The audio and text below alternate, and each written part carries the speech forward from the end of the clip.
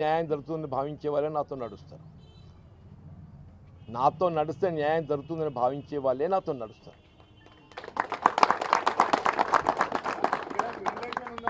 మీరు ఇక్కడ హ్యూమిలేషన్ ఉంది, అసంతృప్తి ఉంది, ఉక్కపోత ఉంది మీ ఇంట్లో మీకే అని చెప్పేసి మీరు అంటున్నారు. మీరు ఒక 43 ఇయర్స్ ప్రజా జీవితంలో ఉన్నారు. అంత ఎక్స్పీరియన్స్ ఉన్న పార్టీలు కానీ లీడర్లు కానీ ఇతర పార్టీలలో ఉన్నారు. అక్కడ మీకు మీ రేంజ్ గౌరవం దక్కుతుందని మీరు భావిస్తున్నారు? ఆ మాటకు వస్తే రాష్ట్రంలోనే సీనియర్ నేతలలో టాప్ 3లో ఉంటారు. అవును బాబు, నేను అందుకే అంటున్నా కదా, నాకు పార్టీ వీడడం అనేది ఏదైతున్నదో నేను కోరుకుంటున్నది కాదు. దయచేసి అది ముందే ఐ వెంట్ ఆన్ రికార్డ్.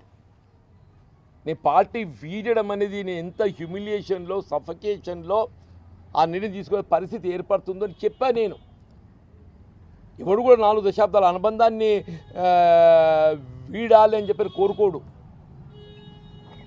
అటువంటి పరిస్థితి ఏర్పడితే అది బాధాకరమే.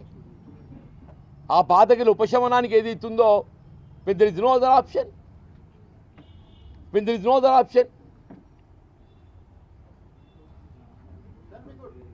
జనపద్ వెళ్ళడానికి వితౌట్ అపాయింట్మెంట్ జీవన్ రెడ్డికి అయినా కూడా ఎందుకు మరి జనపద్ వెళ్ళలేదు, ఈ సమస్యలు చెప్పలేదు అంటే అక్కడి నుంచి ఏమన్నా రెస్పాన్స్ లేదా సార్? సరే, నువ్వు ఎట్లా కూడా కట్టాను ఆయన, అది నువ్వే చెప్తావు, ఇది నువ్వే చెప్తావు. నీకు తవ్వ తెలుసుగా ఎందుకు పోలేదు అని చెప్పాలని నేనేం చెప్పాలి? అరే అన్నీ నువ్వే చెప్పినాక నీ ప్రశ్నకు నువ్వే జవాబు చెప్తున్నావు. నీ ప్రశ్నకు నువ్వే జవాబు చెప్తున్నావు. నేను అడుగు ఢిల్లీ పోయే ప్రయత్నం. నేను ఒక్కడి బాబు, తెలంగాణలో కాంగ్రెస్ ప్రభుత్వం ఏర్పాటులో రేవంత్ రెడ్డి గారు ప్రధాన పాత్ర పోషించారు రాహుల్ గాంధీ గారి తర్వాత. అయితే పిసిసి ప్రెసిడెంట్ రేవంత్ రెడ్డి గారి నాయకత్వంలో ఏదైతుందో తెలంగాణ రాష్ట్రంలో కాంగ్రెస్ ప్రభుత్వం ఏర్పడింది. ఆయన ముఖ్యమంత్రి అయింది. ఈ deserve to be the chief minister. ఆయన నాయకత్వంలో ప్రభుత్వం ఏర్పడ్డది కాబట్టి వీళ్ళ భట్టి గారు ఏదైతుందో శాసనసభ పక్ష నాయకుడికి ఏదైతున్నదో ఆయన ఉద్యమం చేసిండు, పోరాటం చేసిండు, ఆయన ఉప ముఖ్యమంత్రి అవకాశం కల్పించింది. ఈ డిజర్వ్స్ ఫర్ ఇట్. నేను లోన్ కౌన్సిల్ మెంబర్ ఏదైతుందో 5 ఏళ్ళు పోరాటం చేసిన ఒంటరి పోరాటం, 5 సంవత్సరాలు ఏదైతుందో ప్రతిపక్ష నాయకుడిగా ఏకైక శాసన మండలి సభ్యుడిగా నేను ప్రభుత్వాన్ని ఒంటి కాలుతో ఎదిరించిన నేను 5 ఏళ్ళు.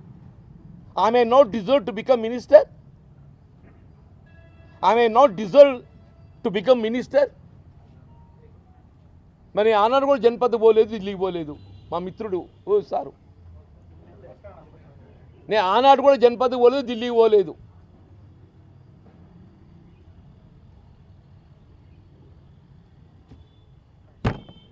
అరే డెఫినెట్ నాకు బాధ ఉండదు. ఆనే రేవంత్ రెడ్డి గారు ముఖ్యమంత్రి కావాలి తప్పనిసరి నేను కోరుకున్నా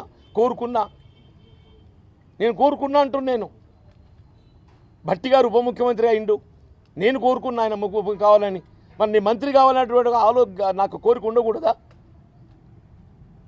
నాకు అప్పుడు 20 మాసాల కౌన్సిల్ టర్మ్ ఉండే, 5 ఏళ్ళు ఒంటరి పోరాటం చేసి ఒక్కరిని నాకు పార్టీ పేరు చట్టం కూడా అడ్డం లేకుండే. వీళ్ళు ఏ పార్టీ పేరు చట్టం గురించి మనం చర్చిస్తున్నామో, నేను లోన్ మెంబర్ కాబట్టి నాకు పార్టీ పేరు చట్టం కూడా నాకు అడ్డం లేకుండే. అయినా ఏదైతుందో నన్ను పట్టభద్రులు ఏదైతుందో ప్రశ్నించే గొంతుగా శాసన మండలి ఏదైతుందో మా సమస్యలు లేవనెత్తులు మా పక్షం నిలబడి పోరాటం చేస్తామని చెప్పని నాకు బాధ్యత అప్పగించింది. నా బాధ్యత కర్తవ్యం నెరవేర్చాను. నేను బాధ్యత అనుకుని నెరవేర్చింది నేను. Thank you. కొబ్బరి నీళ్ళు బాబు. నేను ఐఎమ్ సారీ ఏమైనా స్లిప్ అయితే, నాకు మీ మీద ఏమైనా స్లిప్ అయితే అదే రికార్డింగ్ అది ఎట్లా మీరు కూర్చోవద్దా మీ కొబ్బరి నీళ్ళు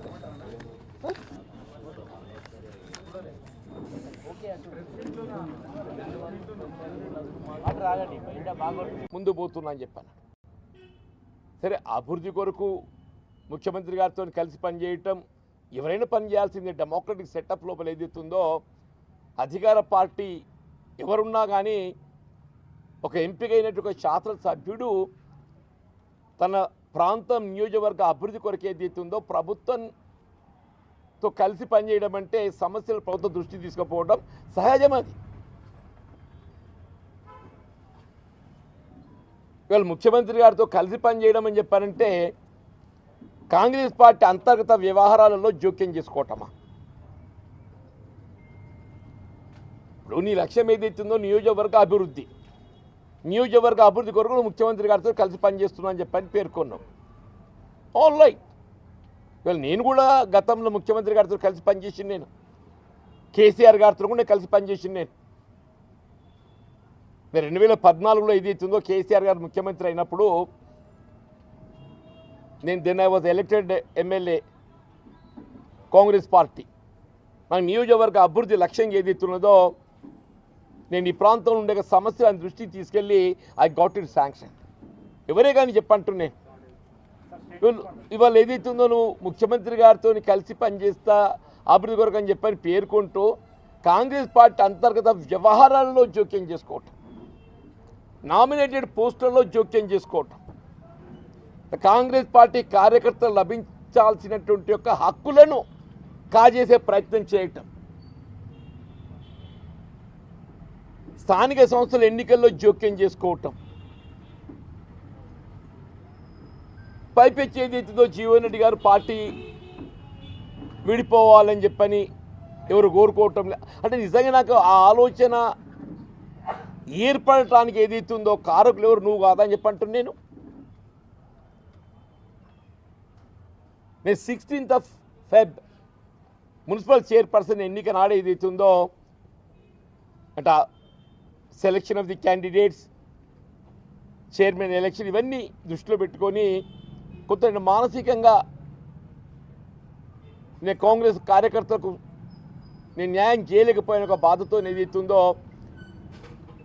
కాంగ్రెస్ పార్టీలో కొనసాగడం ఆలోచించుకునే పరిస్థితి ఉత్పన్నమవుతుంది, ఏర్పడుతుందని చెప్పి నేను పేర్కొన్నాను చెప్పంటే. అంటే ఇవాళ ఏదైతుందో నిజంగానే నేను కాంగ్రెస్ పార్టీ నుండి విడిపోవాలి అని భావిస్తే దాని బాధ్యుడు ఎవరు? ఈ సంజయ్ కుమార్ గారు కాదా అని చెప్పంటున్నాను. నువ్వు వచ్చి మాకు చిచ్చు పెట్టకుంటే మాకు ఈ సమస్య ఉత్పన్నమవుతుండేనానే? నేను 4 దశాబ్దాల కాలం అని చెప్పంటున్నాను. 1984 December I believe I join in to Congress party. సరే, ఒక ఎన్నిక గెలిచా, ఒక ఎన్నిక ఆశించిన ఫలితం పొందలేకపోయా. బట్ స్థానిక సంస్థలు ఎక్సెప్ట్ ఇన్ 2019 అన్ని ఎన్నికల్లో ఏదైతుందో కాంగ్రెస్ పార్టీ మేము విజయం సాధించామని చెప్పండి. అంటే కానీ let what ever it is మిత్రులకు అందరూ తెలుసు అని చెప్పంటాను నేను.